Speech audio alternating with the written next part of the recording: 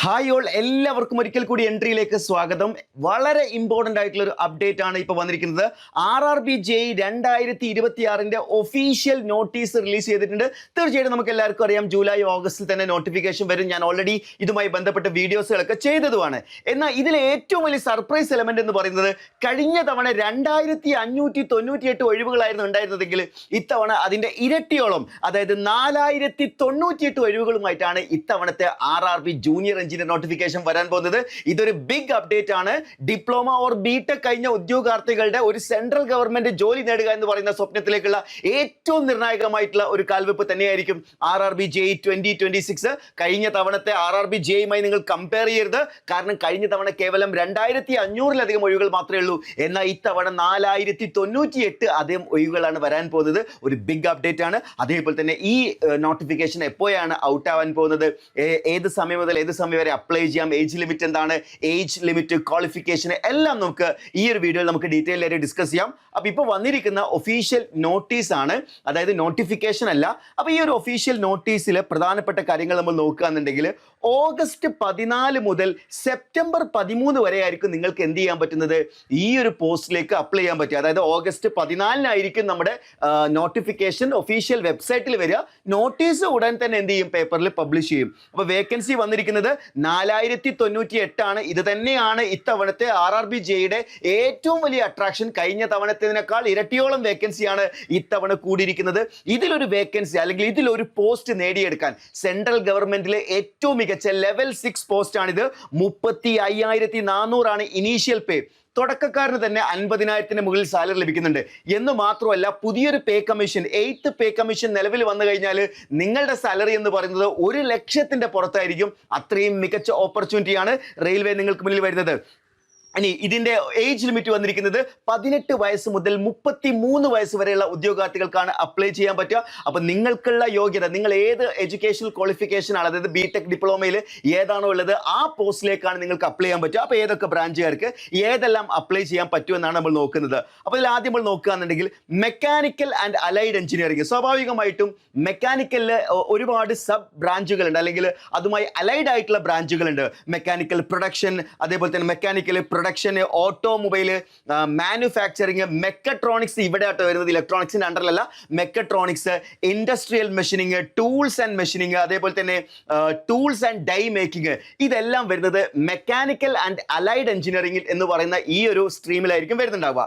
ഇനി ഇലക്ട്രിക്കൽ അലൈഡിൽ നോക്കുകയാണെങ്കിൽ electrical engineering വരുന്നുണ്ട്. ഇലക്ട്രിക്കൽ ആൻഡ് ഇലക്ട്രോണിക്സ് എഞ്ചിനീയറിംഗ് കഴിഞ്ഞ ഉദ്യോഗാർത്ഥികൾക്കും ഈ ഒരു പോസ്റ്റിലേക്ക് അപ്ലൈ ചെയ്യാം. ഇനി അടുത്ത് നമ്മൾ നോക്കുകയാണെന്നുണ്ടെങ്കിൽ ഇലക്ട്രോണിക്സ് ആൻഡ് അലൈഡ് എഞ്ചിനീയറിംഗിൽ വരുന്നത് ഒന്ന് ഇലക്ട്രോണിക്സ് തന്നെ, പിന്നെ ഇൻസ്ട്രുമെന്റേഷൻ ആൻഡ് കൺട്രോൾ, അതേപോലെ കമ്മ്യൂണിക്കേഷന്, കമ്പ്യൂട്ടർ സയൻസ് എഞ്ചിനീയറിംഗ്. പ്രത്യേകം ശ്രദ്ധിക്കുക, കമ്പ്യൂട്ടർ സയൻസ് വരുന്നത് ഇലക്ട്രോണിക്സിന്റെ അണ്ടറിലാണ് വരുന്നത്. അതേപോലെ computer engineering, computer science, information technology, ഇതെല്ലാം ഇലക്ട്രോണിക്സ് ആൻഡ് അലൈഡ് എഞ്ചിനീയറിംഗിന്റെ ബ്രാഞ്ചസിലായിരിക്കും വരാൻ പോകുന്നത്.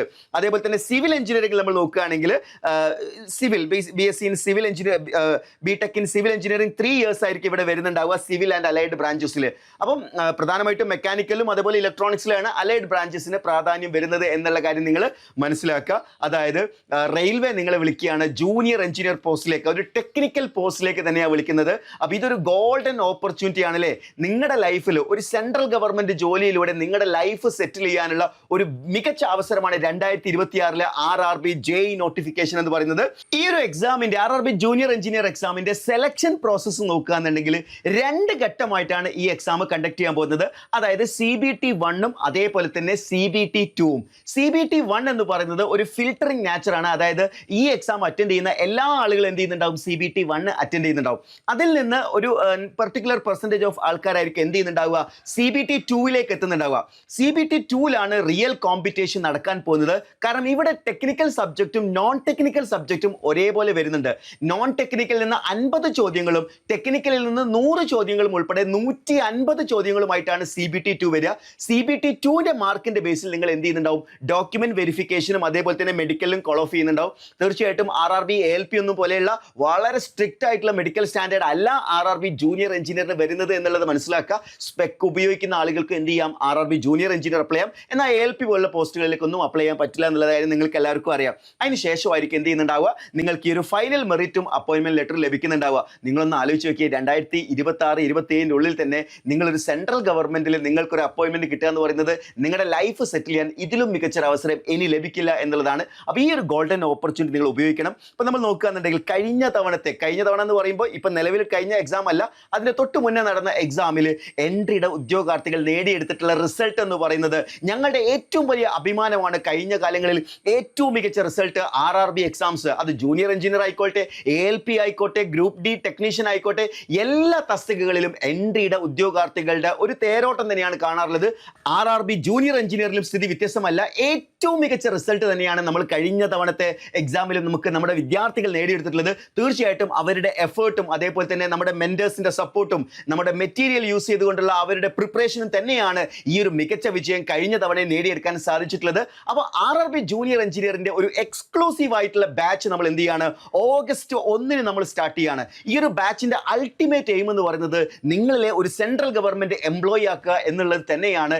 2026-27 ഒരു സെൻട്രൽ ഗവൺമെന്റ് ജോലി നിങ്ങൾ നേടിയെടുക്കാൻ ആഗ്രഹിക്കുന്നുണ്ടെങ്കിൽ ഈ എക്സാമിന് വേണ്ടി ഡെഡിക്കേറ്റഡ് ആയിട്ടുള്ള പ്രിപ്പറേഷൻ, ഫുൾ ടൈം പ്രിപ്പറേഷൻ നിങ്ങൾ സ്റ്റാർട്ട് ചെയ്യുകയാണെങ്കിൽ പോലും, അതായത് നിങ്ങൾ ഇപ്പോൾ നിലവിലുള്ള പാർട്ട് ടൈം ആയിട്ടുള്ള ഏതെങ്കിലും ജോലിയാണെങ്കിൽ നിങ്ങൾക്കത് അത്രത്തോളം ഇമ്പോർട്ടൻ്റ് അല്ലെങ്കിൽ നിങ്ങൾ ആ ജോലി റിസൈൻ ചെയ്തിട്ടാണെങ്കിലും നിങ്ങൾ എന്ത് ചെയ്യുക, ഈ എക്സാമിന് വേണ്ടി പഠിക്കുക. ഇനി അതല്ല പ്രധാനപ്പെട്ട നിങ്ങൾക്ക് ആ ജോലി മാറ്റിവെക്കാൻ കഴിയാത്ത ആളുകളാണെങ്കിൽ അതിനോടൊപ്പം ചേർന്നുകൊണ്ട് ബാക്കിയുള്ള സമയം മാക്സിമം യൂട്ടിലൈസ് ചെയ്ത് പഠിക്കാൻ ശ്രമിച്ചു കഴിഞ്ഞാൽ 2026-27 ഈ ഒരു ജോലി നേടിയെടുക്കാൻ നിങ്ങൾക്ക് കൊണ്ട് സാധിക്കും. അപ്പോൾ എൻട്രിയുടെ നമ്മുടെ ബാച്ചസിന്റെ പ്രത്യേകത എന്ന് പറഞ്ഞാൽ CBT 1 CBT 2 കംപ്ലീറ്റ് കവറേജ് ആയിരിക്കും. അതായത് സിലബസിലെ A to Z കാര്യങ്ങൾ, അതേപോലെ തന്നെ റിവിഷൻ ക്ലാസ്സുകൾ, ഇത് കൂടാതെ മോക്ക് ടെസ്റ്റുകൾ, അതായത് ഈ എക്സാമിന്റെ നിങ്ങളുടെ റാങ്ക് ബൂസ്റ്റ് ചെയ്യുന്ന ഒരുപാട് ഫാക്ടേഴ്സ് ഉണ്ട്.